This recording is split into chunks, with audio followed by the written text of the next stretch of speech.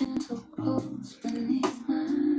in, welcome in, welcome in. Please forgive me. You know, one of these days I'm going to surprise everyone. And I had to go get my tea. Please forgive me. Welcome in. Welcome in.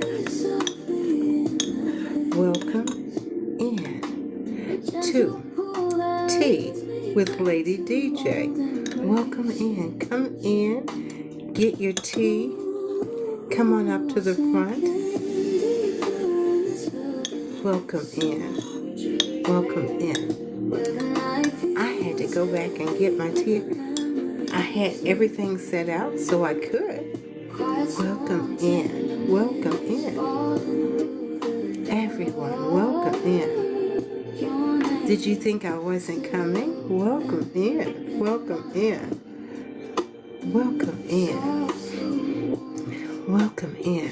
Welcome in, everyone. Welcome in. Thank you for joining me tonight. Welcome in. Welcome in. For Tea with Lady DJ. And that's me, Donna. Welcome in. Welcome in. And as you're coming in, don't forget to get your heart maze. The little heart right above in my hair. I hope you can hear me okay. Welcome in. Welcome in. I am so glad that you all have decided to join me tonight. Yeah. And excuse my sniffing. I don't know what's going on. I don't know anymore.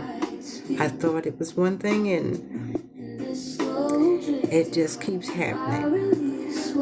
Did you bring your tea with you? I hope so. Because tonight is going to be just a little bit longer than usual because I will not be here tomorrow. And I wanted to make sure that we got all of the information and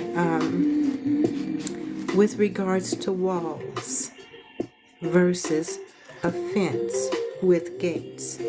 So as you're coming in and getting your heart meat, listening to some relaxing, very relaxing, there is an arrow at the very bottom of your screen, and it's going like that to the right.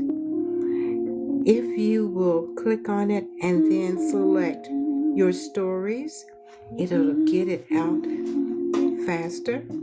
Invite someone so you don't have to sit there and click. And I saw that person's coming in and they're already tapping the screen.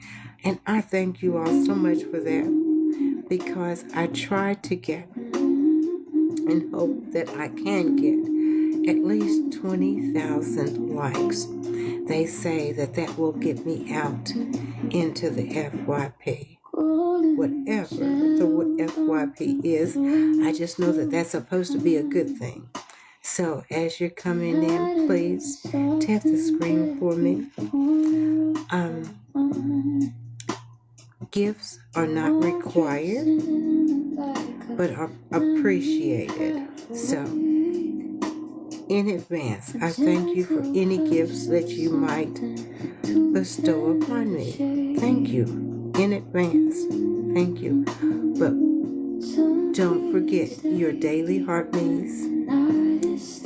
Interacting in the chat gets you additional points, so don't forget that. I think I'm going to sneeze. I'm sorry. And we do not lock the doors at this church. We don't. If it is something that I am sharing with you that is not to your liking, please, just, you know how the Baptists do? They put their finger up and they tip out. So please, feel free. If this is something that is not to your liking, just tip out, because I have instructed the moderators are not to block you, but they indeed will mute you. I want you to stay because I think that there is things that could be efficacious for you, and I don't want you to miss out. So, I think I got all the housekeeping. One more thing. Should you come in late, or should there be persons that come in late, or you just didn't get it and you need to hear it again, I have a YouTube channel. I do. I have a YouTube channel. And it is you, Y-O-U, me, and T, T-E-A, with Lady D. That is my YouTube channel. So if you should miss this or not be able to stay for it in its entirety, tomorrow, always the next day, I upload it. Oh, you are so kind. Thank you so much. Thank you so very much. So, should you miss this? Should you? Kate, thank you so much. Thank you. Should you miss any part of this, it will be uploaded to my YouTube channel, which is you, me, and T with Lady D, just Lady D, on my YouTube channel. So let's get into it because we've got a lot of ground to cover tonight. And let's get started. What we were talking about on Wednesday was a new subject. And as you're sitting and listening to me, please, again, tap the screen. Get me to my 20,000. Thank you in advance. I so appreciate you. What we were talking about on Thursday of last week was, how do you protect your heart? How do you protect your heart? The scripture says, at all cost, protect your heart. So how do you protect your heart? Do you protect it with a wall? W-A-L-L. Or do you protect it with a fence that has gates? And as I explain, and I'm going to do a quick review for those that were not here with me Thursday and may not have gone to my YouTube channel to visit this subject matter. Excuse me. A wall and a fence both protect. Both are protection, but they protect and operate totally different. Totally different. A wall, and we're going to go through this quickly so I can get into how we're going to dismantle a wall and how we're going to create a fence with gates. Okay? A wall around your heart is total. A wall around your heart is total, permanent, and unyielding. It keeps everything out. Pain, certainly, but also connection, love, and vulnerability. It keeps it out. And once it's built, it's there. It's a defensive posture. Nothing gets through. Absolutely nothing. So the problem with a wall is that walls isolate. Walls isolate. They might protect you from hurt, but they also prevent intimacy. And I'm not talking about sexual, but they prevent intimacy and genuine connection that gives life meaning. So they protect against everything. They shut it out. People with walls often find themselves lonely, and even in relationships, they find themselves lonely because no one can truly reach them. It's a wall, it's impenetrable. You cannot get through to it. Cannot. On the other hand, there is a fence with gates, and that is about boundaries with agencies. The fence still protects, it marks your territory, and it keeps out what shouldn't be there, what should not be there. But the gates mean you choose who and what enters. You choose who and what enters. You can open them for people who have earned your trust and close them when you need space, and keep certain gates locked while opening others. It is protection that does not require isolation. It is protection that does not require isolation. It allows for selective vulnerability and connection while maintaining your emotional integrity. Welcome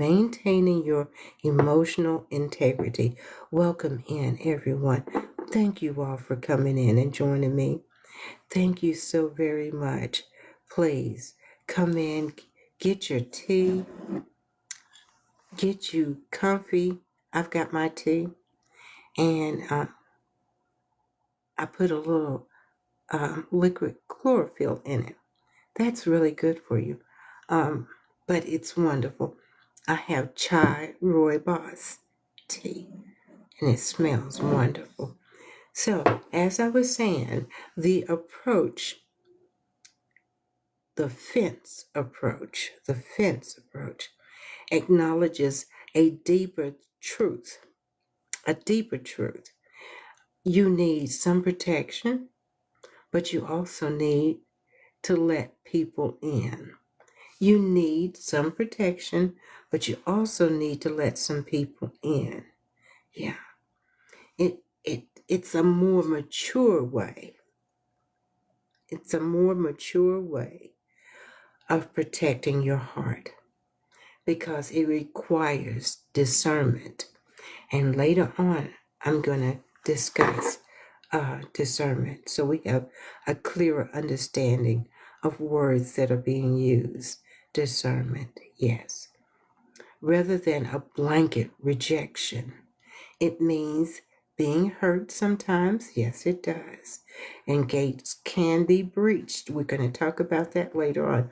So I'm not going to pause right here to discuss that. Rose, welcome in. Welcome in. But it also means experiencing real relationships. Real relationships. So that's a brief, the difference between protecting your heart with a wall as opposed to protecting your heart with a fence that has gates. So you have to ask yourself, why did you use a wall? Were you trying to avoid pain entirely? That's impossible. But the impulse to try shapes your behavior. The impulse to try to avoid pain completely shapes your behavior. And you've seen some of those persons. You've had interaction with some of those persons that have a wall around their heart.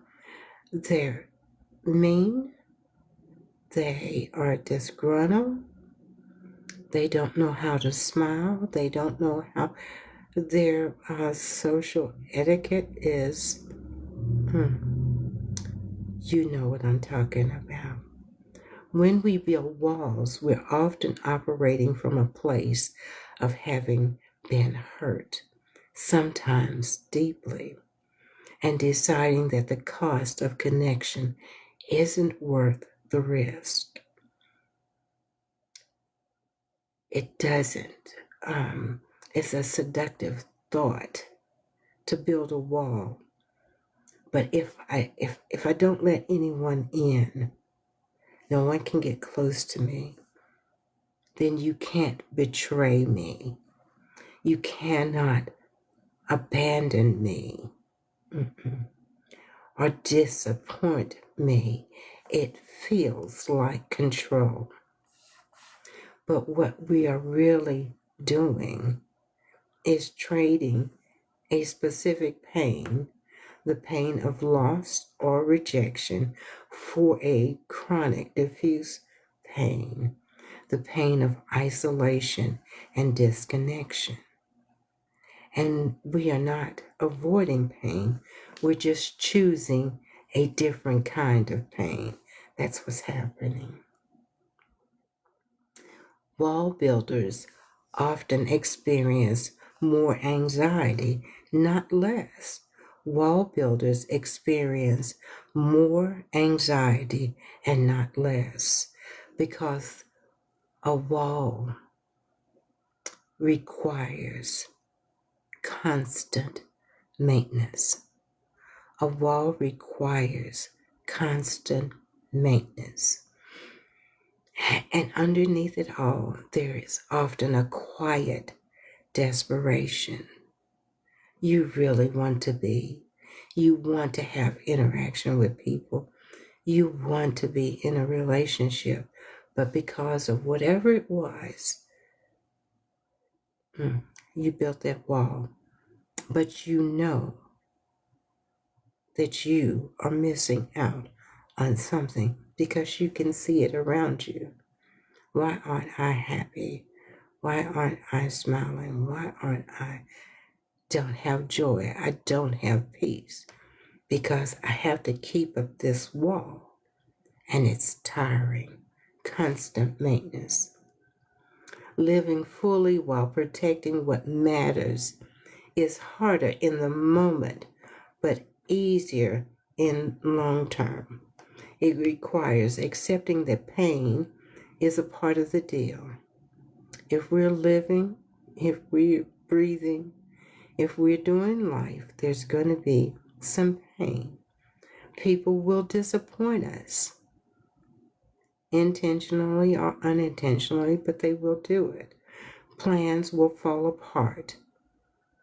But you also get to experience love. That's what the fence with gates. You do.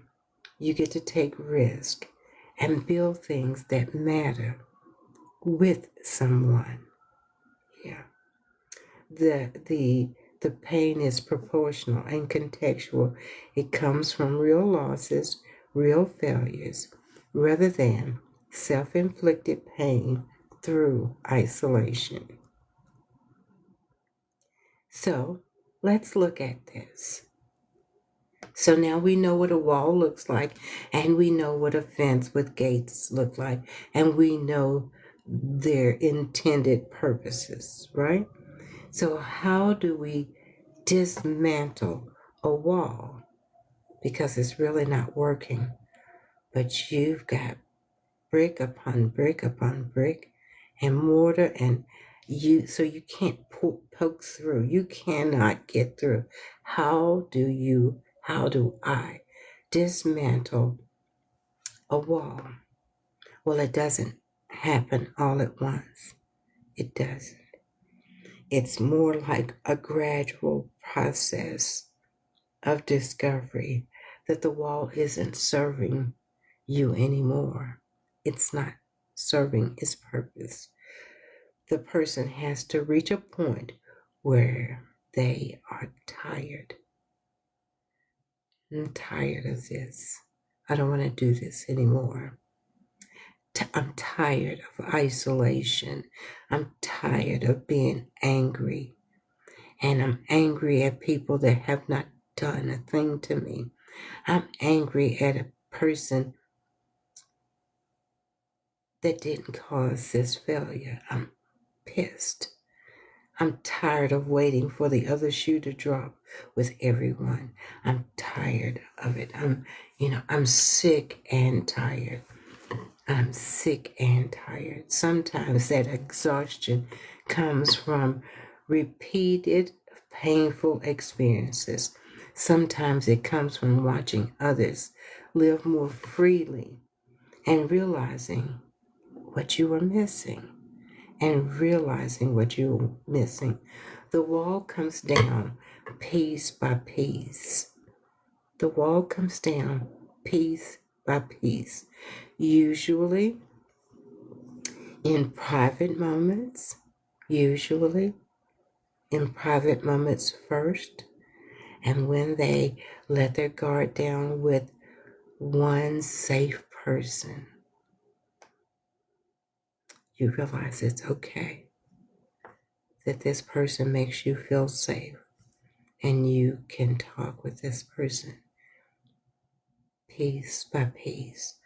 Or when they are alone and acknowledge how lonely they actually are. How lonely they actually are. So, creating a fence with gates. That's where we want to be. It's creating a fence with gates. And that is it is an intentional act. And it's about learning to discern. And people use that term to discern. Have a sip of your tea. And while you have a sip of your tea, even before I go on, let's do a power tap. Let's do a power tap and get those numbers up. Have a sip of your tea and let's power tap. And then I'll continue on because I have some wonderful information for you.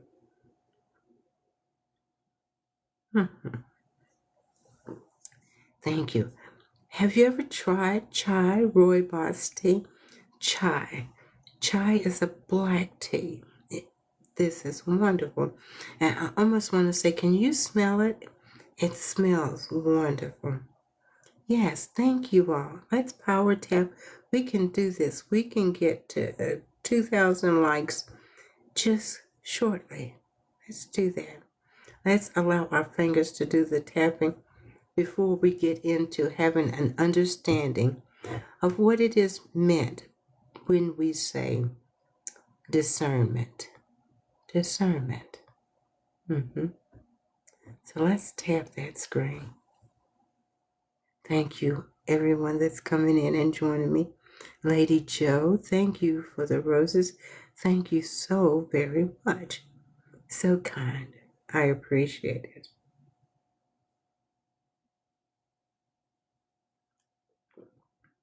Thank you, thank you, thank you, thank you. So,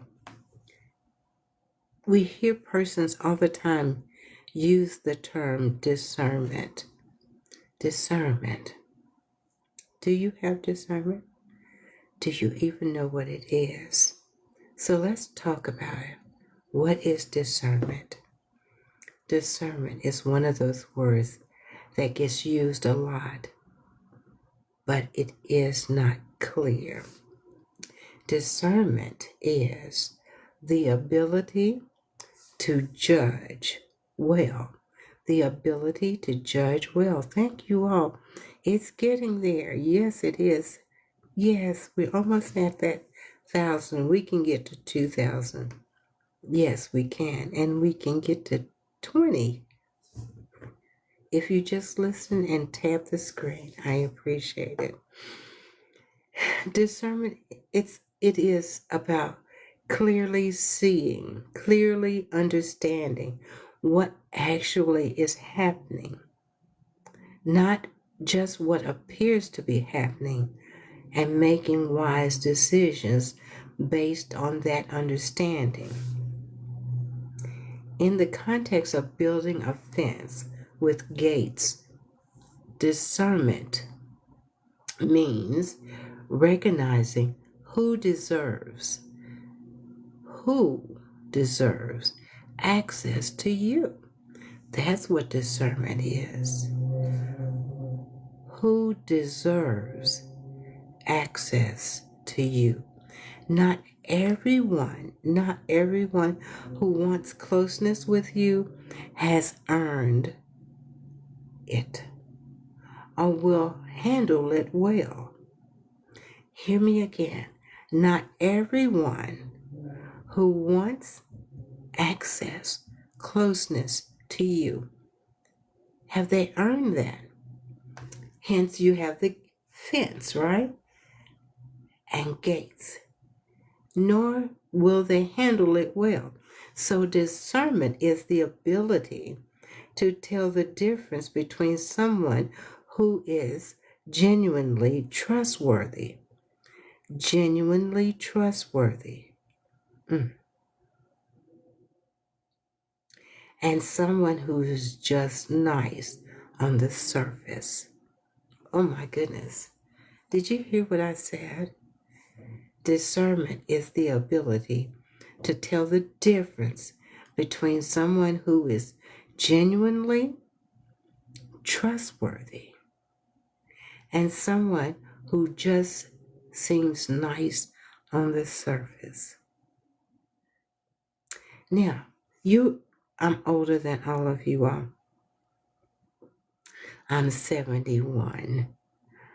But do some of you remember the song, Smiling in Your Face, but all the time stabbing you in your back?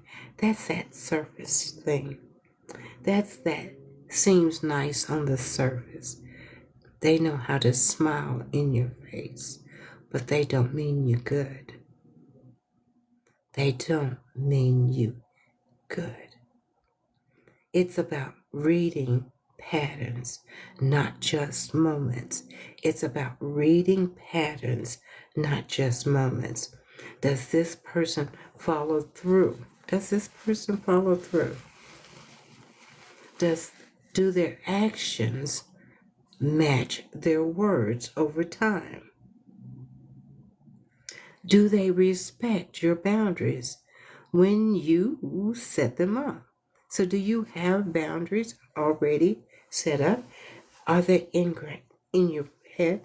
So you don't have to pull out a piece of paper and say, cross that boundary. No, it didn't cross that. Do you know what your boundaries are? So to the person, are you able to discern that they have infringed on your boundaries that you have set? Knowing what to share and when to share. Discernment. It's all about whether or not you're going to put up a wall or whether you're going to have a fence with what? Gates. Discernment. Knowing what to share and when to share it. Discernment means understanding that different relationships require different levels of openness. That's the reason why you have gates, more than one, because everyone can. Yeah. You don't share your deepest fear with a casual acquaintance. A casual acquaintance. Notice we so quickly label someone my friend, but what do you really know about that person that you labeled friend? How much time have you spent with this person? Can you recognize their authenticity? Can you? Poetic, welcome in. Thank you for joining me. Thank you so very much. Welcome in. Welcome in. Thank you. So, don't share your deepest fears with a casual acquaintance. You don't trust someone new with your most vulnerable truths. You do not. Thank you for sharing. Thank you so much for sharing. You don't share your deepest fear and your most vulnerable truths with a casual acquaintance. You don't do it. Discernment helps you calibrate that. This person gets through the gate, this gate. See, we have gates, right? This person gets to come through this gate, not that one. At least not yet. Discernment. Distinguishing between your fear and your intuition. Distinguishing between your fear and your intuition. This is crucial. Sometimes you want to close off because you are genuinely sensing something is wrong with a person or a situation. That's intuition, and it's worth listening to. But then there are other times. Thank you so much. Thank you. There are other times you are closed off because you are afraid of being hurt. Again, even though the person that's right in front of you is actually safe. That's fear, and it can mislead you. It can mislead you. Discernment is learning to tell the difference. Discernment is learning to tell the difference. Recognizing red flags without being paranoid.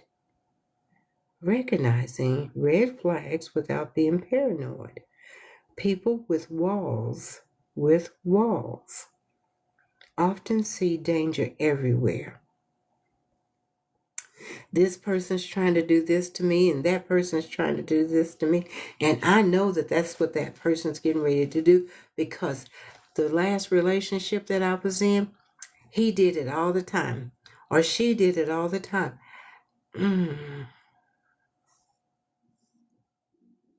People with no boundaries often miss obvious warning signs with no boundaries. And if you all have been rocking with me for any length of time, you've heard Miss Donna say that if you don't know your core values, if you don't know your standards, if you don't have boundaries in place, you are not ready to date. Because people with no boundaries often miss obvious warning signs. Often. Discernment is the middle ground. Discernment is the middle ground. You notice when someone consistently dismisses your feelings. You notice that. And violates small boundaries. They violate small boundaries to see if they can get away with it. You hear me? Let's tap that screen. Let's see if we can get to 10. Come on. Have some of your tea, because I've got quite a bit more to go.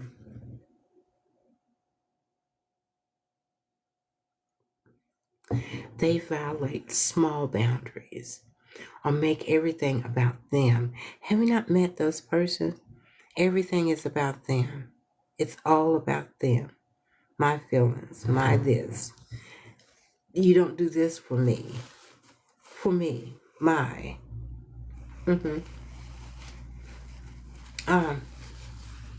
You could almost call them a brat. I know that term. You can almost call them a brat. Yeah. You see the patterns, but you don't interpret every mistake as betrayal. You see the pattern, but you don't interpret every mistake as betrayal. That's not what you do. Understanding context and nuance. Discernment means you don't operate in absolute. You do not operate in absolute. Someone can be trustworthy in one area and not in another. A person can be going through something that makes them temporarily unreliable. This means you must be paying attention, watching. A person could be going through something that makes them temporarily unreliable without being fundamentally untrustworthy. You make room for complexities. You make room for them. Practically speaking, discernment is developed over time. It's developed over time through experiences, through reflection, and often through mistakes. You let someone in. You let someone come through a gate, so you allow them into your space. They hurt you. You learn from this what you missed, or you keep someone out. Realize they are safe, and you learn what fear looked like. Vice versa, real danger. It's not a perfect science. It's not. It's a skill that gets sharper the more you practice it. It's a skill that gets sharper. So when you all see me or you have me sharing with you all, it's because I've been through this. I've been here. I've sharpened my skills on discernment. For me, it's about being quiet. For me, it's about being quiet. Sometimes you need to be quiet and pay attention. Sometimes you need not be in the posture of just projectile vomiting everything that's going on with you, because they are listening. Whoever it is, she, he, they're listening.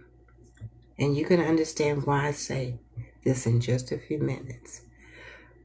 For some who have walls,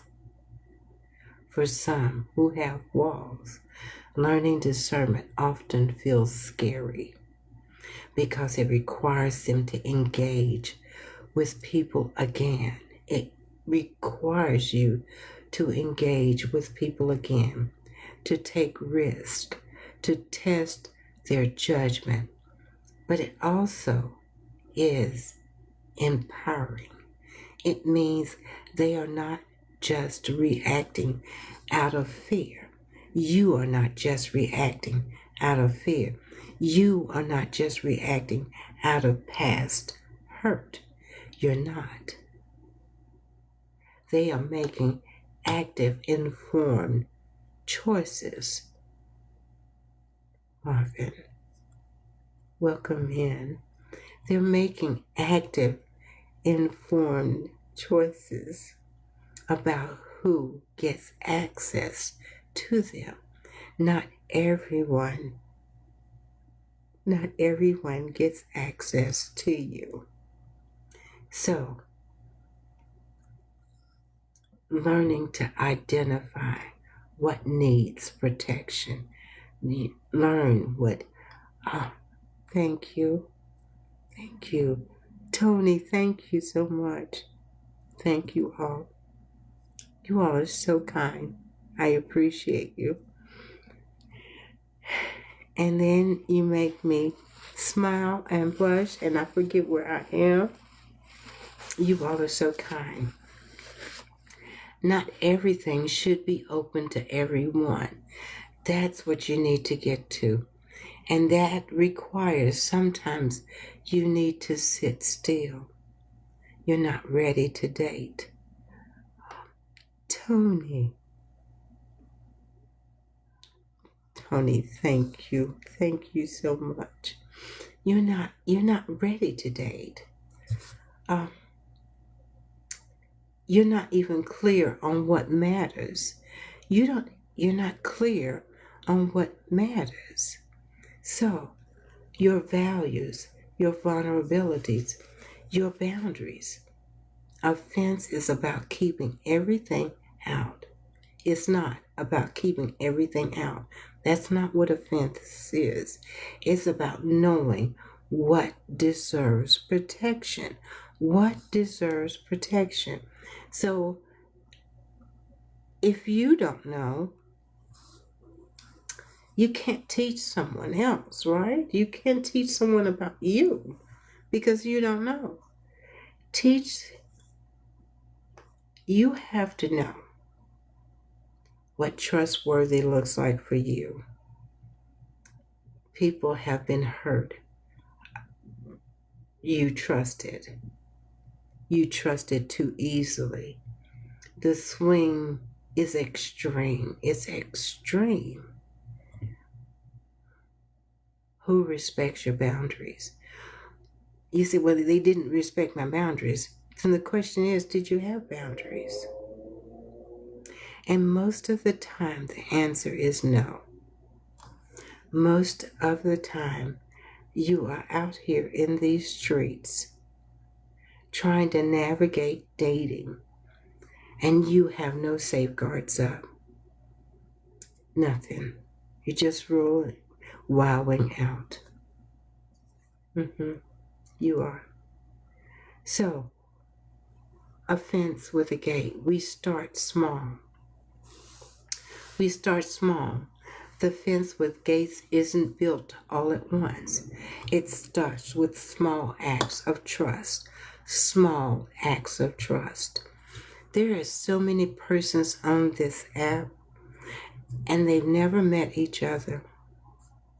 And you've never spent enough time with them. Yet you label them friend. You know nothing about them. I can say that Marvin is a friend. Know why? Because I've spent time talking with him. I can say that Tony, the toe man, is a friend because I've spent time with him. If Lady P's in here and I've missed her, I can say that that's a friend. I can name them because I've spent time and I've watched them and their patterns. I have. It starts small, sharing minor things, testing whether someone can keep confidence. So, if I tell you something, will you leak like a sieve? Hey, Reese, welcome in. Will you leak like a sieve? Will you? Gradually increasing vulnerability as trust is earned. Trust is earned. Normalize the pain of boundaries. Having a fence means sometimes having to say no. Having a fence means sometimes having to say no. Sometimes disappointing people. Sometimes being misunderstood. That's hard. But help them. But we want to get to a point where they can see you can see, I can see that there's a better alternative. That there's a better alternative. Either walls, that's total isolation, and no fence. No fence, total chaos and vulnerability. Boundaries have cost, but they're worth it. Boundaries have cost, but they are worth it. Sometimes we have to grieve when you move walls to fences. The illusion of losing total control. That's what you think you have when you have a wall up. You think you have total control. You have a false sense of safety because of isolation. It's a false sense. It is. The deepest part is to understand that a fence with gates means accepting people that can hurt you. Accepting people that can hurt you. Understanding what a breach. Remember I said your fence with gates can be breached. It can be breached. And do you know what it looks like when it's breached? Okay, we're almost at 10. Have some of your tea, and let's talk about what it looks like when your fence with gates is breached. Breached.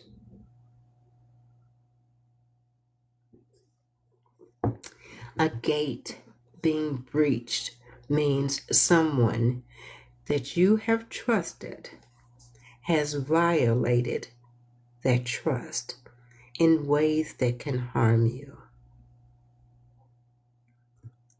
A gate in the fence that has been breached means that someone you've trusted has violated that trust in ways that can cause harm.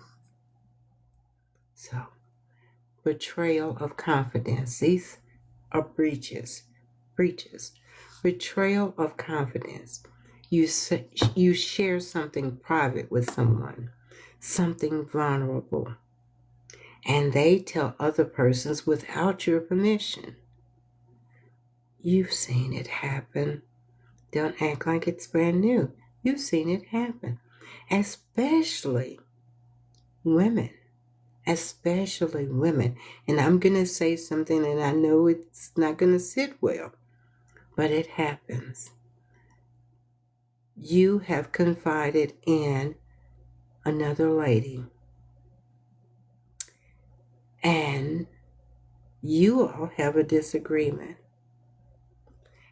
and she's pissed off. Then she goes to the next lady, and I use the term loosely now, and she says, honey, let me tell you. And it's because she's angry with you, she divulges everything that you told her in confidence. She shares it with someone else. And then that person goes and says, girl, I was talking to Susan yesterday, and she said that Jackie did this. Mm-hmm.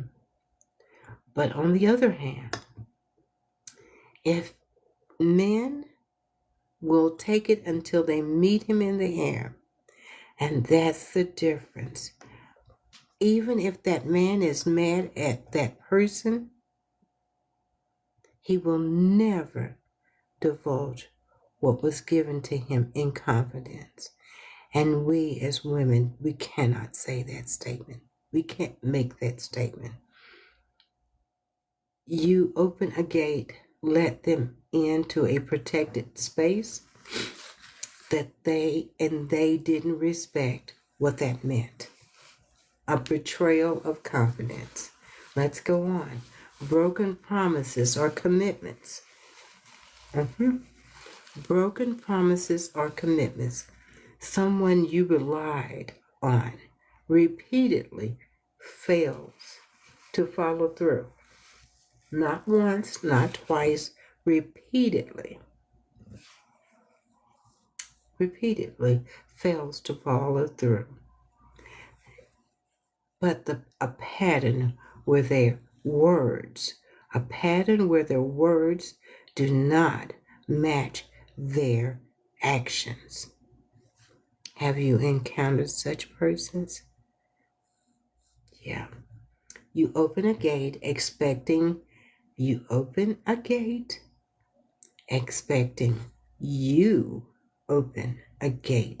expecting consistency, and they prove to be unreliable. It's on you because you didn't do your discerning. You didn't spend enough time watching and paying attention.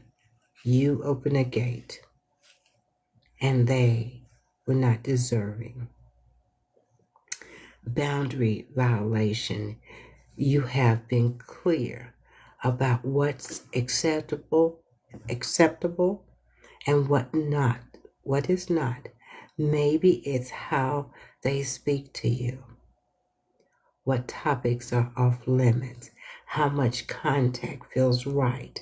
They repeatedly cross those lines. For me, I know I'm soft spoken, but if you raise your voice at me, I shut down. I completely shut down. I don't feel like that you have to raise your voice at me for me to understand. This is me. You don't know me well enough to have conversation. Good evening, Daddy Ford. Good evening. Welcome in. We're talking about boundary violations right now. We're creating a fence with gates. You don't know me well enough to talk about or have conversation with sexual overtones. I don't know when I could be at that point other than we are engaged and we're about to be married, and I'm going to tell you, baby, when sexual overtones.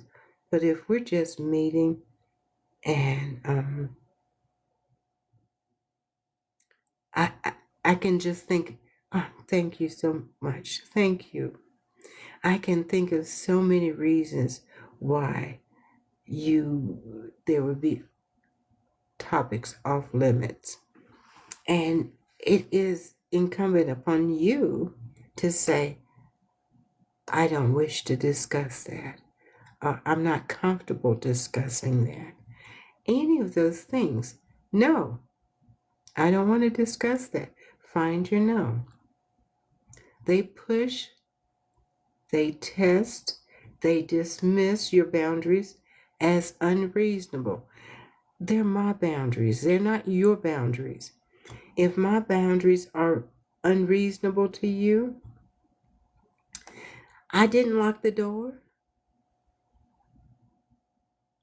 Deuces.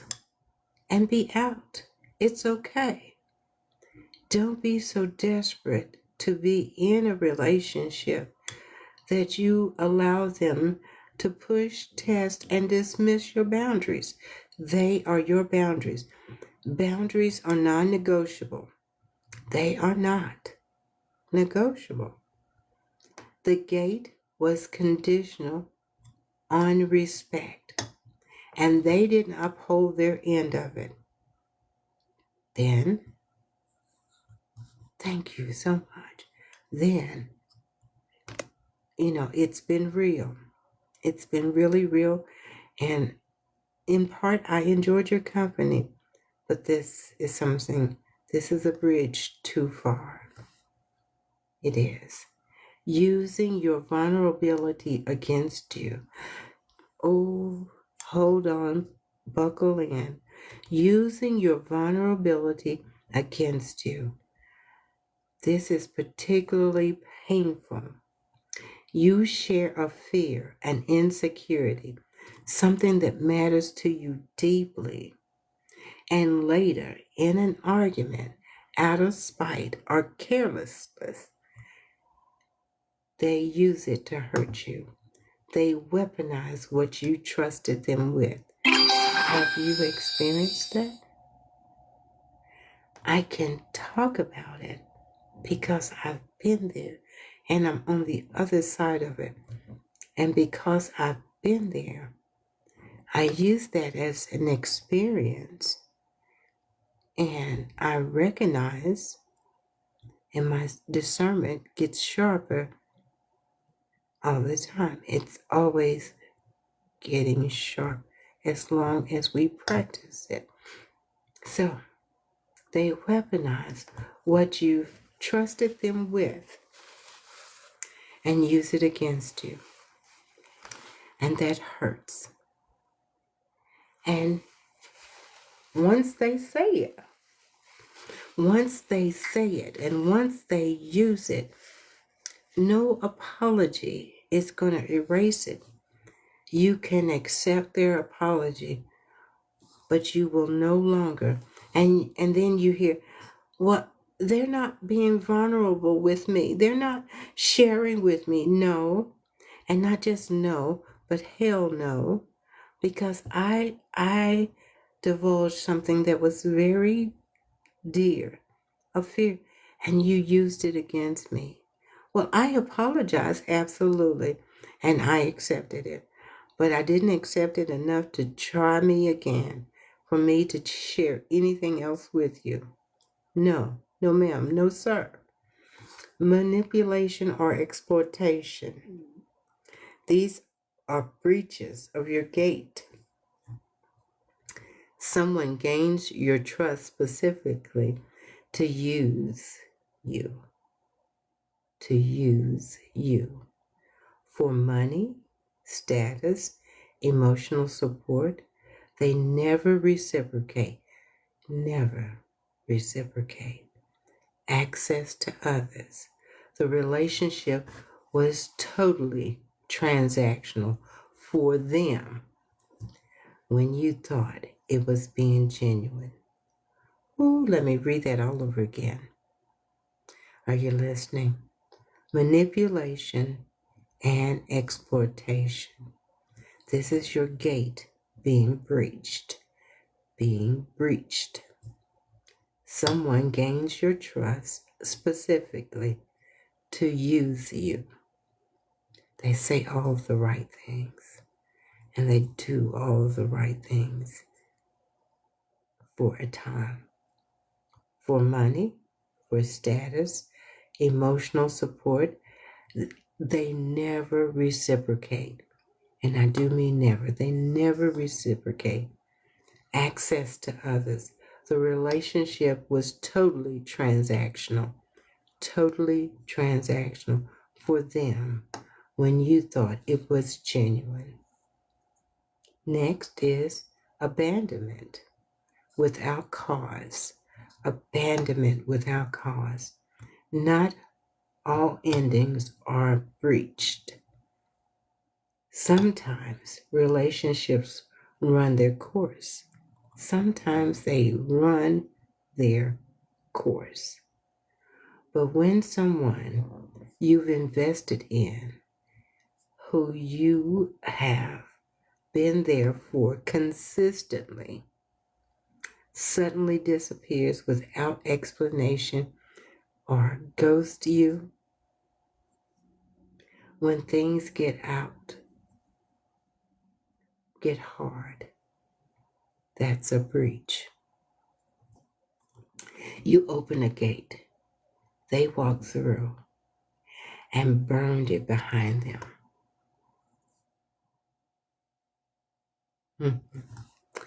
You open a gate, they walk through, and they burned it behind them. The key distinction is, thank you, Paula, thank you so much. The key distinction is a breach isn't the same as a mistake or a conflict. A breach is not the same as a mistake or conflict. People will disappoint you sometimes. They will. If you're living long enough, people will disappoint you. They'll say the wrong thing. They will. Last week, the wrong thing was said to me. The wrong thing was said to me. And it hurt. It did.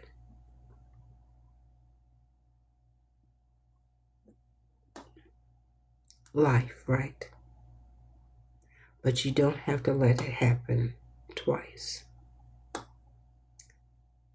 People will forget something important, hurt your feelings. They say unintentionally, and you have to believe that it was unintentional.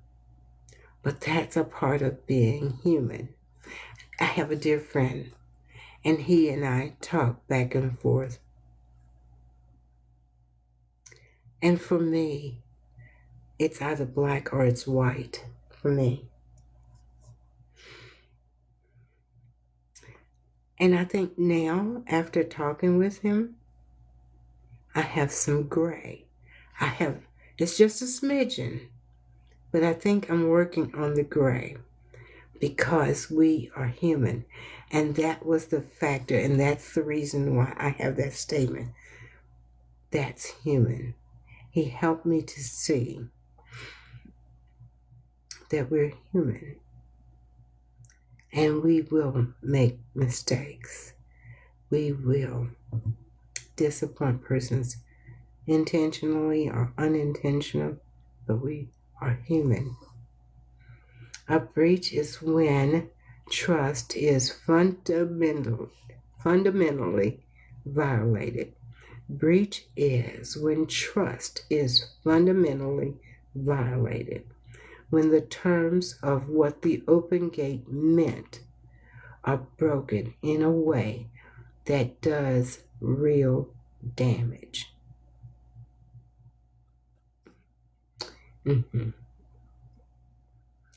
So, what does it feel like? And I'm talking and just sharing with you. And it may not have felt like that for you. Hey Dee, how are you? Welcome. But what does it feel like when your gate, one of your gate, or all of your gates have been breached? You often feel foolish for having trusted. You often feel foolish for having trusted. Thank you, Dee. Thank you so much. Angry at them. Excuse me for just a second. Allow me to do my puzzle piece. Okay. Angry at them for violating it. Angry at them for violating it. And then tempted to rebuild the wall entirely. This is why I don't let people in. So so now you want to justify why you had a wall instead of a fence with gates, because you trusted someone. But what you did was you trusted someone, but you didn't know who you were. You didn't know what your boundaries were. You didn't know what your standards were. You had no discernment whatsoever. None. And now you're wanting to say, see, this is why I don't let people in. When the problem is not the people, the problem is you. Because you have not taken time with you. You don't know you. And so you just allow them to walk in, walk around, go check through your closets and your drawers, and you don't even have a no in your spirit. You don't have a no.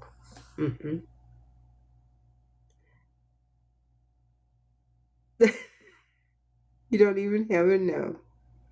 And that's the dangerous moment. That's the dangerous moment because one breach does not mean all gates, all gates should be closed forever. One breach, but it does mean you should learn from it. What did you learn? So, assess the damage honestly. So, when hurricane, whatever, name one, when it came through, they went out and they assessed the damage. That's what you need to do after one of your gates has been breached. You need to assess the damage honestly. How severe was the breach? How severe was the breach? Was it a one-time failure or a pattern? Is this person capable of understanding what they did and making it right? Or are they dismissive? Mhm. Close that specific gate, at least temporarily. Close that gate. You don't have to keep letting someone in who has proven they cannot be trusted. That's on you, sweetie. Closing a gate isn't the same as building a wall. It is protecting yourself while you figure out what's next. Mm-hmm. Do not. I say do not generalize a whole lot. Do not generalize the breach. This is critical. Just because one person violated your trust does not mean everyone will. Judge each person on their own merits. Judge each person on their own merits. Don't let one breach convince you that gates were a mistake. They're not. They were not. That person was. That person that you let through, that was the mistake, not the fact that you have a fence instead of a wall to protect your heart. You all got me to 20. Thank you. I'm not even paying attention. Thank you so much. I've got just a little bit more and then we're gonna call it a night, okay? Decide if repair is possible. You have to decide. Decide if repair is possible. Sometimes it is, and sometimes it's not. If someone genuinely recognizes what they did, take responsibility, and demonstrate change over time, all of these words are intentional. I use these words intentional. If someone genuinely recognizes what they did, take responsibility for what happened, and demonstrates over time, change over time, you might reopen that gate cautiously, always paying attention, always paying attention. But sometimes the breach is too severe, or the person is not capable of repair. You have to be able to recognize that. Then you can keep the gate closed and move on. Sometimes you have to know when to hold them, know when to fold them, and know when to walk away. There are others. There are. So learn from without becoming cynical. Learn from all of these things, whichever one you had to encounter, without becoming cynical. What did you miss?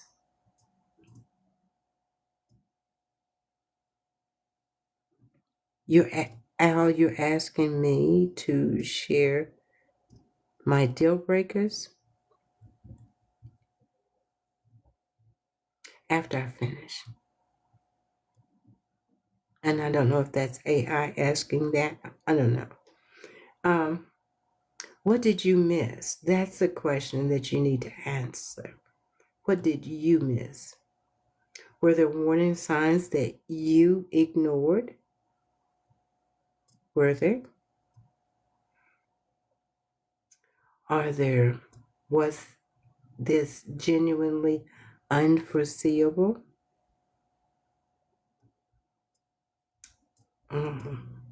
Was it?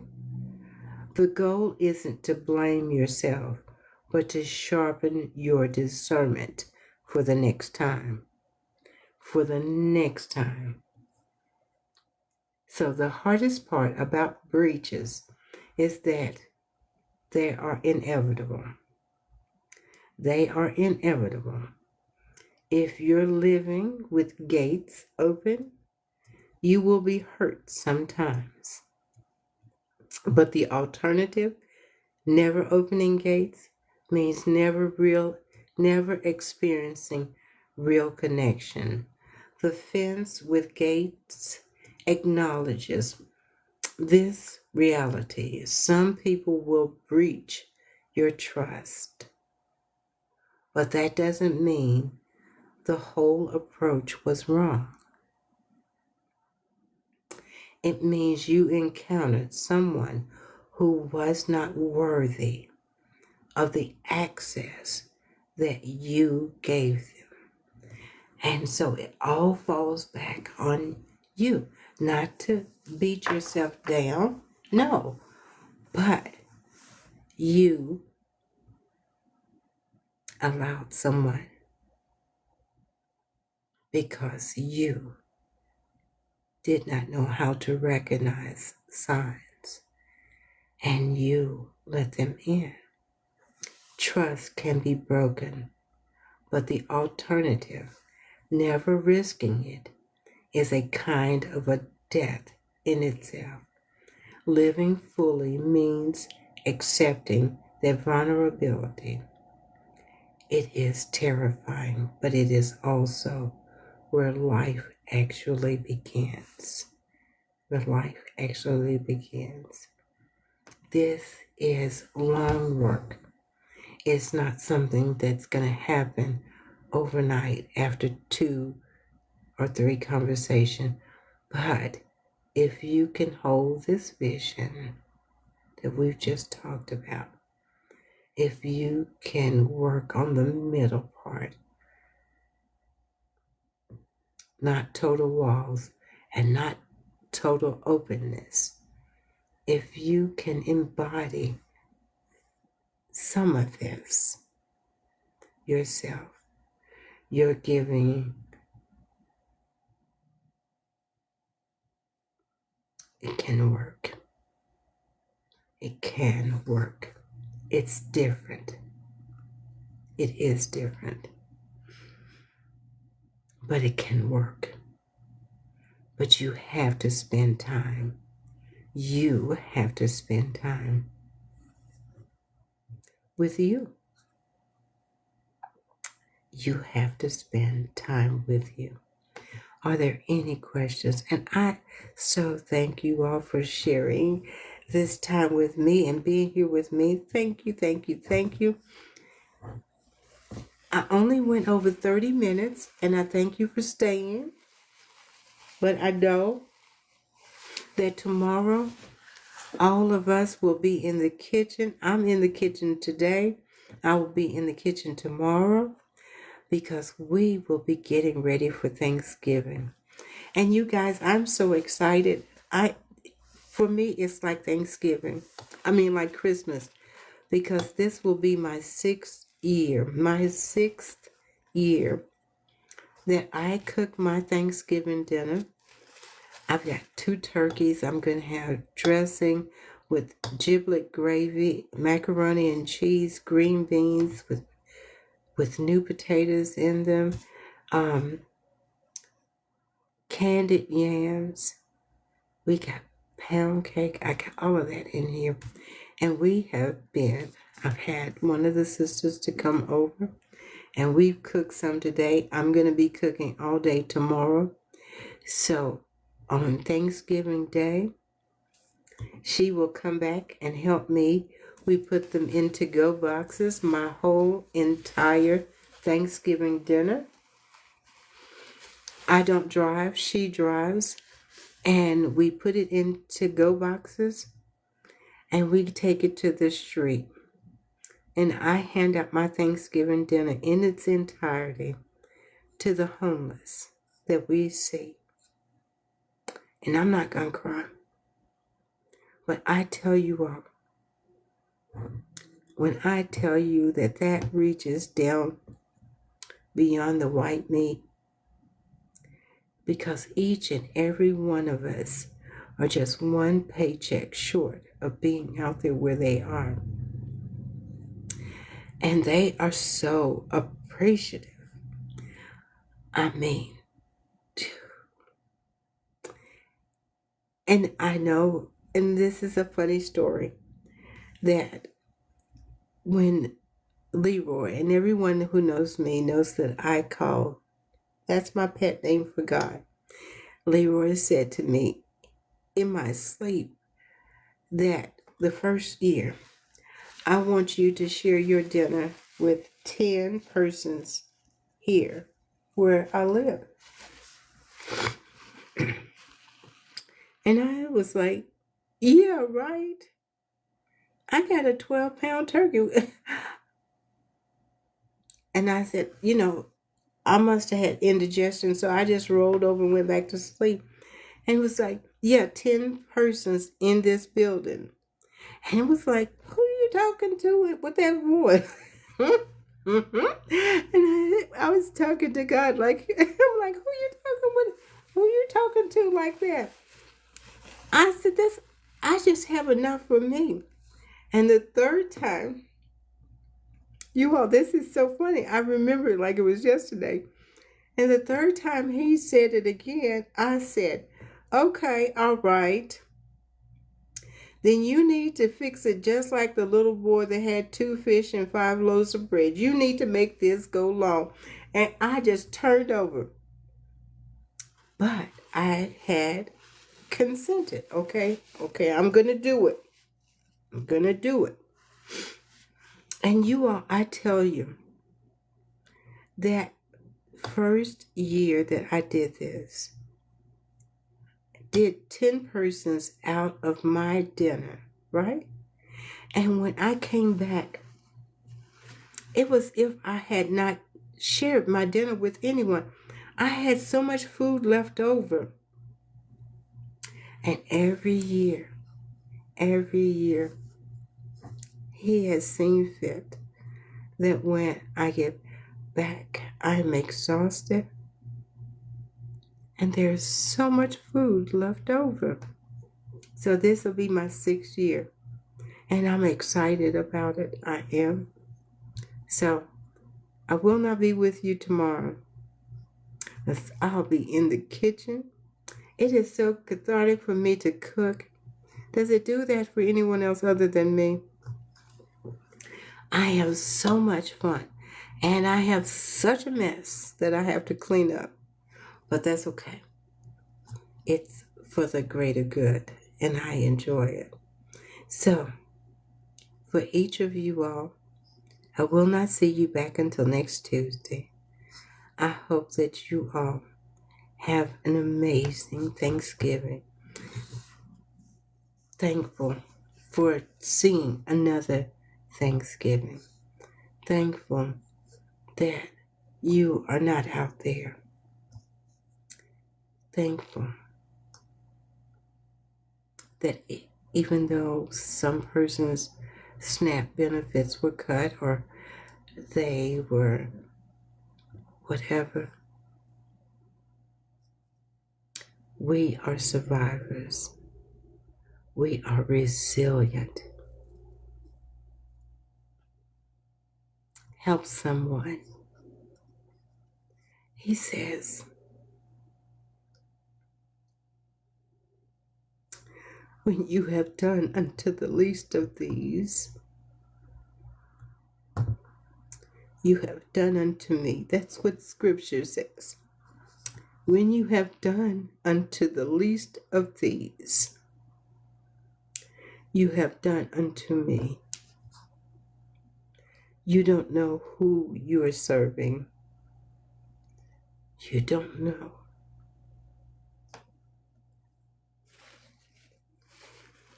Someone, fix a plate. The lady next door to me, my building, I know I'm just jabbering, but my building is for 55 and up. For 55 and up. And independent living. And